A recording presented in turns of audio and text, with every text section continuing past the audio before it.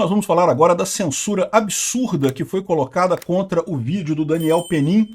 O Daniel Penin é um youtuber muito conhecido que faz vídeos de denúncia, bem no estilo do CoffeeZilla lá dos Estados Unidos e coisa e tal. Então ele pegou uma denúncia grande contra a XP Investimentos e fez um vídeo. E o absurdo dessa história é o vídeo ter sido censurado e censurado previamente, botaram uma multa absurda de 500 mil reais se ele não derrubar o vídeo e coisa e tal. Vamos entender o que está acontecendo aqui, porque o absurdo dessa história é a censura, tá?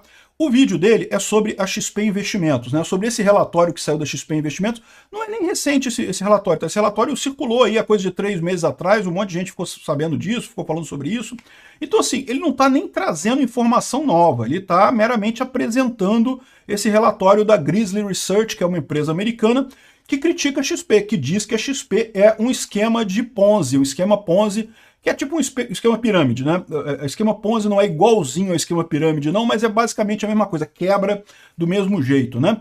Vamos entender esse caso aqui, é um absurdo o que está acontecendo aqui. Essa notícia foi sugerida por Vote pela Liberdade de Expressão, Henrique e várias outras pessoas. Obrigado aí ao pessoal que sugeriu notícias lá no nosso site, no visãolibertaria.com, e obrigado a você que está assistindo o nosso vídeo. Se você gosta do nosso conteúdo, por favor, deixe o seu like, se inscreva aqui no canal, né? Pois bem, no momento que eu estou gravando esse vídeo, o vídeo do Daniel Penin está no ar ainda. Se você correr lá, você consegue assistir. É só procurar Daniel Penin XP Investimentos, você vai achar o vídeo dele com muita facilidade e ouvir os argumentos dele aqui, tá? Mas, de qualquer forma, o relatório, o que ele faz aqui no vídeo dele, é um vídeo muito bem produzido, uma qualidade muito boa, né? Ele faz efeitos gráficos aqui muito bacanas e coisa e tal, realmente. Um trabalho de montagem que é realmente sensacional, né? Só que, basicamente, as informações que tem aqui são as informações desse relatório aqui da Grizzly Research, né, que é um relatório que já tem a coisa de 3 meses atrás, e que até eu fiz esse relatório, eu falei sobre esse relatório lá atrás, aqui, eu tive 100 mil views aqui no relatório de consultoria americana, acusa XP de fraude, esquema Ponzi, coisa e tal, falei sobre os problemas todos, o que estava dizendo aqui no relatório, e basicamente, o que o relatório fala, né? O relatório fala que os ganhos da XP são suspeitos. É uma coisa que, olha só, tá muito estranho, o pessoal tá ganhando muito dinheiro na XP, né? Alguém pode ver isso até como um elogio para a XP sob determinado ponto de vista, mas o risco é que justamente ganhos excessivos você pode indicar que as pessoas a coisa vai quebrar em algum momento, né? E seja dito a verdade, quando saiu essa denúncia, quando saiu o relatório, né, e eu falei sobre isso, foi há 3 meses atrás, um monte de gente tirou dinheiro da XP. As ações da XP caíram na Bolsa de Valores, né? Mas a XP não quebrou, não. Ou seja, isso mostra que, no mínimo, algum grau de resiliência eles têm. Por quê? O que é um esquema Ponzi, né? O esquema Ponzi é um esquema de investimento em que as pessoas que tiram dinheiro desse esquema, na verdade, são remuneradas não pelo que o investimento traz, são remuneradas pelo quem entra no esquema. Então, enquanto tem mais gente entrando do que saindo, o esquema funciona. As pessoas ficam todas satisfeitas, né? Você bota lá o seu dinheiro, ele rende não sei quantos % ao mês e não sei o que lá, e no final você tira o dinheiro e pronto, ganhou dinheiro, ótimo, excelente, bacana, muito legal. Enquanto tem mais gente entrando do que saindo, tá tudo bem. O problema de esquemas Ponzi, e é também como o Madoff foi um outro pilantra americano também que fez um esquema desse tipo, né, que na verdade não tinha o lucro, ele dizia ter um lucro fantástico e não tinha um lucro fantástico. E aí, quando a coisa saiu, o pessoal, todo mundo tira o dinheiro. Quando todo mundo tira o dinheiro, o que acontece? Aí a coisa cresce, porque tem mais gente saindo do que entrando. O esquema Ponzi, ou esquema Madoff, não é o mesmo que esquema pirâmide. Tá? O esquema pirâmide é quando você, para ganhar dinheiro, você tem que botar mais gente para dentro do esquema, né? Então, isso quebra porque uma hora não tem mais gente para entrar. Você já botou todo mundo, muita gente no esquema, você não consegue angariar mais pessoas para esse esquema. E é diferente um pouco tecnicamente, mas os dois são trambicagem, tá? O INSS no Brasil vai quebrar. Em algum momento ele vai quebrar, porque, né, ele depende, para pagar as aposentadorias, do que as pessoas entram no INSS. E cada vez menos pessoas entram no INSS, que a gente está com uma diminuição de quantidade de pessoas. Então, assim, é inevitável que o INSS vai quebrar. Quando que ele vai quebrar, a gente não sabe, porque o governo fica segurando as pontas, fica pagando os prejuízos do INSS. Mas que ele vai quebrar, não tem jeito. Todo esquema Ponzi quebra. A XP é um esquema Ponzi? Bom, a Grizzly Research acusa eles de serem. Faz esse relatório aqui explicando. Os argumentos são os argumentos do vídeo do Penin. O Penin basicamente pegou o relatório da Grizzly Research e fez uma pesquisa, fez uma montagem bacaninha sobre isso, mostrando justamente como é que ele tem mais recursos do que qualquer outro fundo no Brasil, de outros bancos e não sei o que lá e coisa e tal. E essa é a história desse coisa aqui. Eles acham que sim, que é um esquema Ponzi. Não tem muito como saber, porque em tese, se ela sobreviveu a essa divulgação e não quebrou, talvez não seja. Mas não sei, pode ser que agora, com o vídeo do Penin, a coisa indo espalhando para mais gente, talvez agora muita gente tire o dinheiro da XP e talvez ela quebre, não sei. Enfim, é um vídeo polêmico, mas é um vídeo que ele tem o direito de fazer. O grande absurdo dessa história toda é um vídeo que ele tem direito de fazer e nem está trazendo informação nova, ou seja, que ele está trazendo informação que já é sabida pelo mercado. O grande problema dessa história toda aqui é justamente a censura prévia que o Penin recebeu, né? Ou seja, antes dele publicar o vídeo dele já estava pronto, ele recebeu aqui um aviso para não publicar o conteúdo, né? Um aviso, olha só, do escritório do filho do Luiz Fux, do ministro Supremo.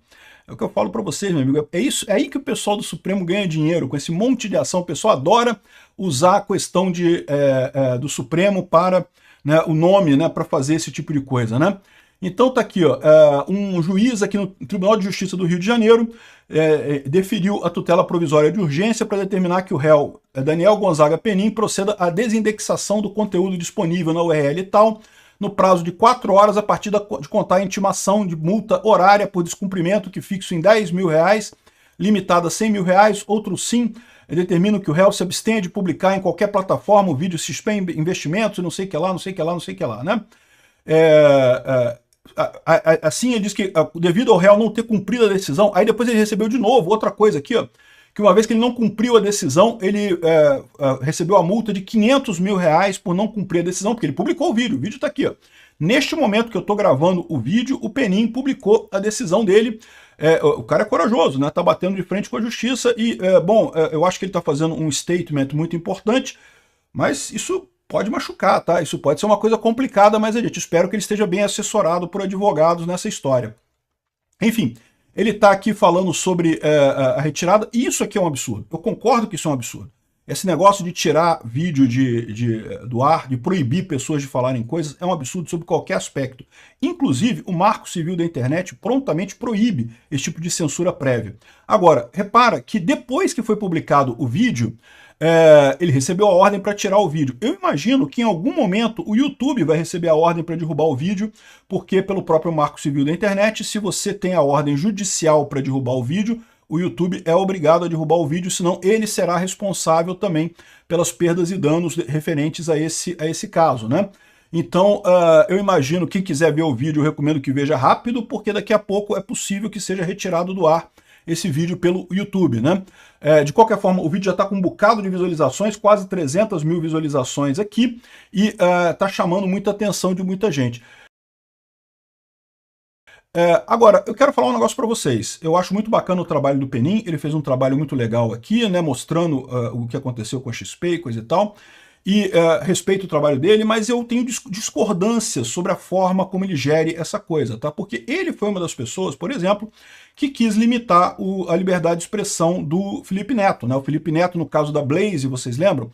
O Penin fez também um vídeo denúncia criticando a Blaze, não sei o que lá, e eu na época falei, olha só, ok, você pode não gostar da Blaze, não aposta, eu não jogo em nada, não recomendo que ninguém jogue em nada, esses joguinhos são todos idiotas, mas a verdade é que o Felipe Neto, em momento algum, obrigou alguém a jogar na Blaze. Quem viu o Felipe Neto fazendo as coisas ali, foi lá e jogou na Blaze, jogou porque quis.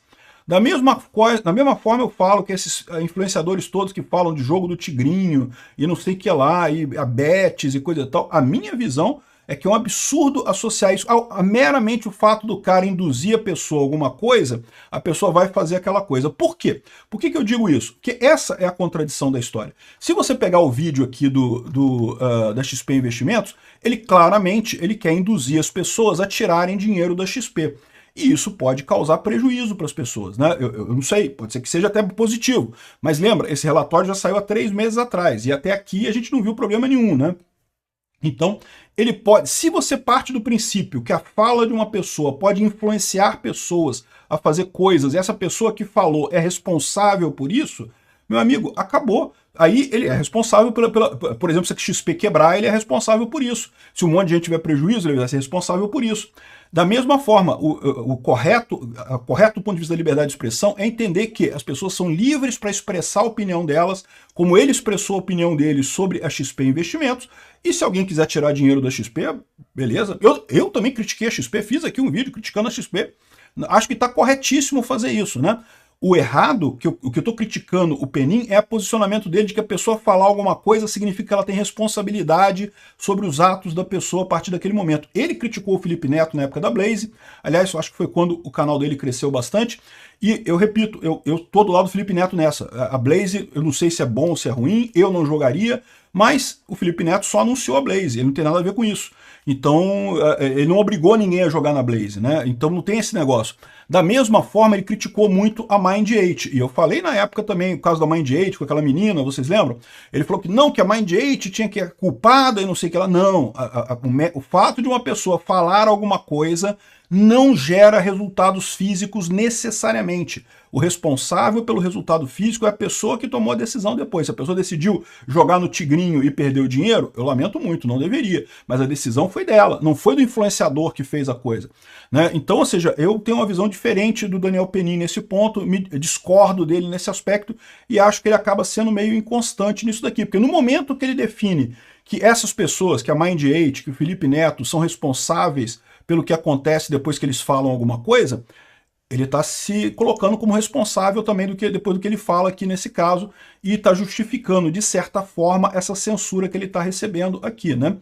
Enfim, acho censura errado. Na minha visão, ele tem o direito de falar isso daqui, tem o direito de falar qualquer coisa. Inclusive o que ele falou antes, só é contraditório. Ninguém deve ser proibido de falar as coisas só por ser contraditório, não, tá? Mesmo que você fale coisas burras, coisas sem sentido, coisas contraditórias, você tem o direito de liberdade de expressão. Liberdade de expressão é exatamente para isso, tá? Eu só estou apontando para vocês o fato de que eu discordo dele neste ponto específico. Então, é isso aí. Vamos ver o que vai acontecer. Eu espero que ele esteja bem assessorado do ponto de vista legal. Esse tipo de coisa, embora, de novo, eu sou libertário, eu sou contra a justiça. Mas eu digo para vocês, bater de frente com a justiça pode ser complicado, tá? Pode dar problema no final das contas, tá? Espero que ele esteja ciente desse tipo de coisa. Uma outra coisa que chama atenção aqui é o fato de ser o escritório ligado ao Fux, né? Que está com caso de censura contra ele, né? Não é novidade nenhuma, a maior parte desses bancos da Faria Lima está ligada com o pessoal do STF, é aquilo que eu falo para vocês, é a elite aristocrática socialista de Brasília, esse pessoal que não queria o Bolsonaro, que queria o Lula de volta, porque achou que o Lula era menos mal de algum motivo, então é essa turma mesmo, esses bancos todos, esse pessoal da elite rica do Brasil que está por trás dessa história toda, eu tenho certeza disso.